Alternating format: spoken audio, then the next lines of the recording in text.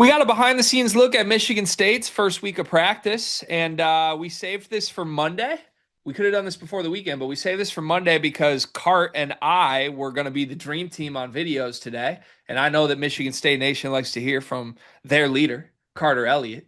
But Carter ambushed me last night. Was like, I can't work tomorrow. So for the 13th consecutive Sleepers weekday, Carter and I are not making content together, which means we can't delay on Michigan State practice reaction anymore. We bring in, as some people call him, Timu Carter, Dion Hill Ford. I think that's wildly disrespectful to both you and Timu, but that's for another day. You are Coen Carr's biggest believer, which means Michigan State fans still get their positivity. Anyways, there is like 9 minutes of video on the Spartan Mag YouTube channel documenting Michigan State's, I believe, first day of practice. And it's just live practice footage. Really, really cool. So shout out to Spartan Mag for doing this. I wish every program would just like press record and run 10 minutes of practice because I think you get a really good sense for how the coach runs things and what this team is going to be.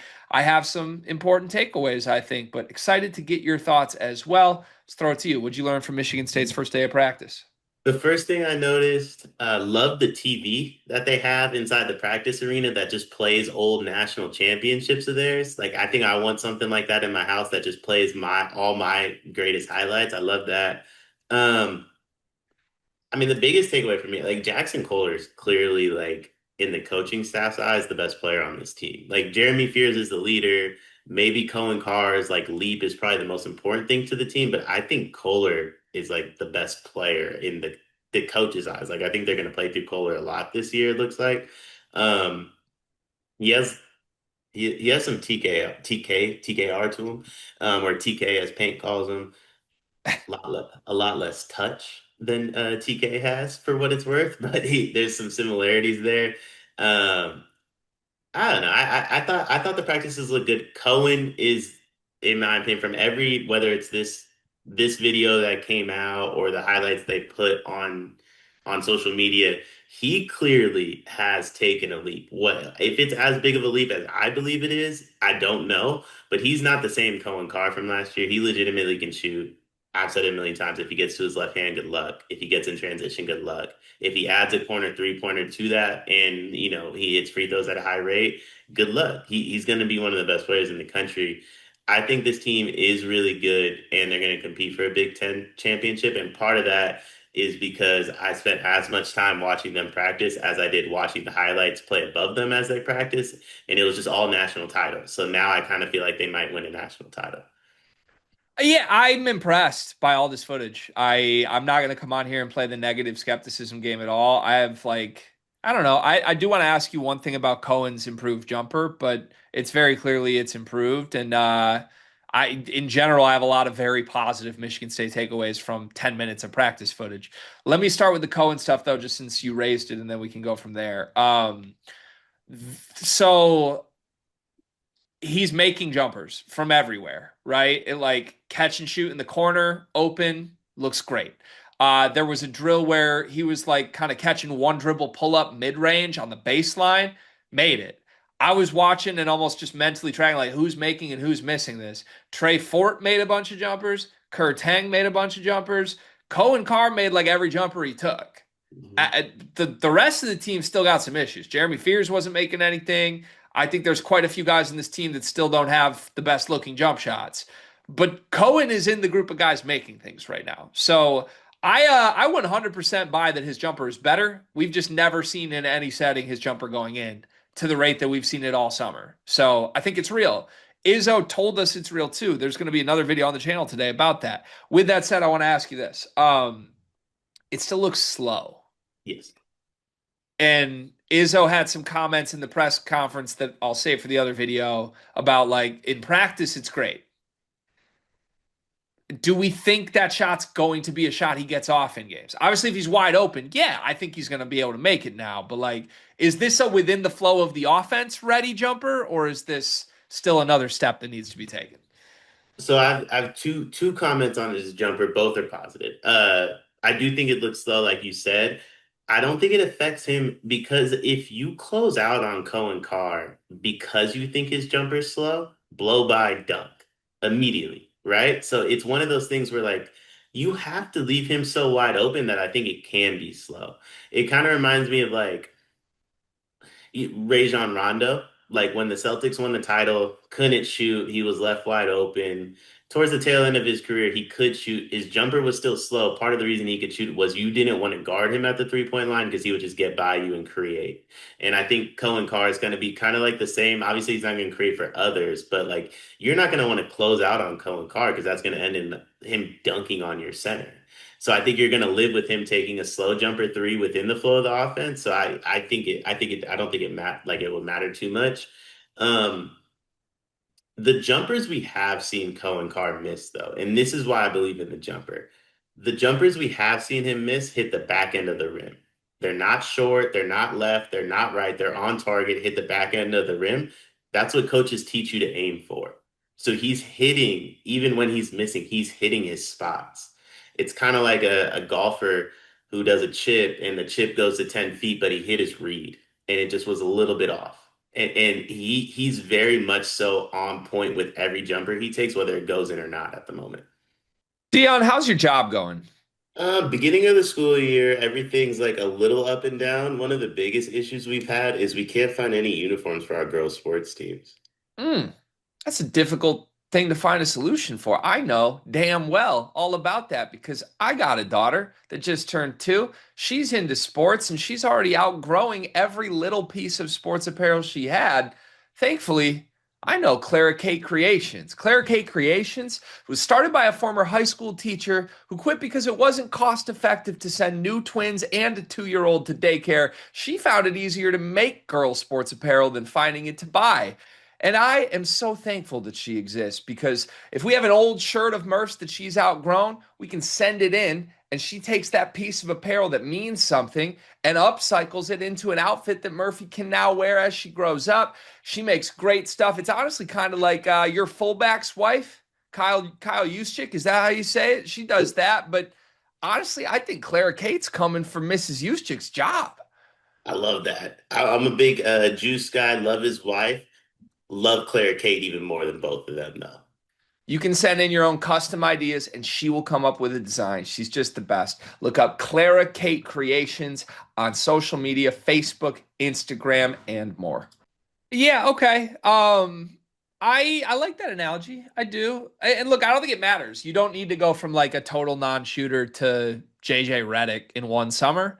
You just need to have the threat of making them. I agree with your point there. I just wonder like if the shot is for real. I'm open to the idea that it is. Does for real mean like 35% on 2 attempts a game? Or does it mean like 35% on 5 attempts a game? My guess would be like 2's near the high end of the attempts we see per game, which is still a win. Don't get me wrong. But I don't know. It doesn't exactly. The pull up jumper in mid range was the one that was way more impressive to me. The catch and shoot in the corner where he like took 7 seconds to wind up did not look all that repeatable in a game setting. The one dribble pull up baseline, I'm like, he could do that with a defender on him. I didn't think he would ever have that. So I'm buying it though. Let's move on from Cohen though, because we're going to talk Cohen in a bunch of different ways. I feel like constantly. But can I give you some of my general thoughts from this real quick? Can I do one more jumper thing? I'm sorry. Yeah. All their jumpers look slow. Yeah, fair. I'm not saying it's part of the drill, but like every single jumper in this video, it looks very dramatically slow. Yeah, I agree. 100%. So, all right. I don't know what to do with that, but it might just be personnel related, honestly. Fort and Tang stood out as like big time, great looking jumpers that went in, and that tracks. Those are the 2 guys with a pedigree of being shooters on this team. So, anyways, okay. I want to give Michigan State some praise for just a moment because this video is actually really, really impressive to me in a variety of different ways. I would like to say this. If we got this exact 10-minute duration of footage from every program in the country, Michigan State would be number 1 on my list in terms of one category of how to interpret footage like this. I don't think it matters what players are at Michigan State. What I saw in that video is something you could drop in at any point in the last 25 years and see. Mhm. It's legitimate culture. They run that practice Like, it doesn't matter the faces or names. You are a Michigan State player, and this is what we do. It's transition. It's fast paced. This practice is more high energy than any practice footage I've seen anywhere else in the country. It just is. Hey, you go watch it. Like, now, I think this moment was clearly like a little extra special orchestrated moment, like some observations from it. Mark D'Antonio's there. I'm sure this was like first day of practice. We're going to send a videographer and let's do some special shit. Mark D'Antonio's there. They had clips from their national championship run playing on the video board behind them the whole time, which is great. I've joked about it in AJ Hogarth's last year. They had Final Four logos all over the weight room. So you got Divine Ugochukwu watching national championship footage. That's pretty cool right now. But also, like, that's the standard. I can't even really joke about it because I think it's pretty cool that they do this. I'm surprised that the grainy footage from that long ago actually plays well on a video board, but that's just another jab. I'm throwing a lot of jabs right now. The point is this: they seriously. I just know what Izzo's going to deliver. He's going to deliver a team that like has an enthusiasm for like fighting on the basketball court. And you saw even the way the players go through the drills here, like they're having so much fun competing. It doesn't look like anything else I've ever seen. And it's the whole psychotic nature of what Tom Izzo has built. So that was really impressive to me to see. Some observations again. I think Trey Fort's going to be way better than I originally expected. I think he pops every time we see him, both as a shooter and athletically, like finishes at the rim. He had a couple dunks in this video that were crazy. To me, I do buy that this is Jeremy Fears and Coen Carr's team, but I think that Trey Fort could be the best player on their team. And if that happens, I think the ceiling for Michigan State's a little higher. You also saw some pretty great athletic moments from the freshman Cam Ward, who's been earning a lot of praise. Very interestingly, I want to point this out positionally, when they split up this practice and had the perimeter guys go to one end and the post guys go to one end, he has Cam Ward working with the post guys. He has Coen Carr working with the perimeter guys. To me, those two should be together competing. He wants Coen Carr on the perimeter. Sounds like he's pairing up Cam Ward with Jackson Kohler. I don't think that bodes well for a Cam Ward year one breakout if you're behind Jackson Kohler.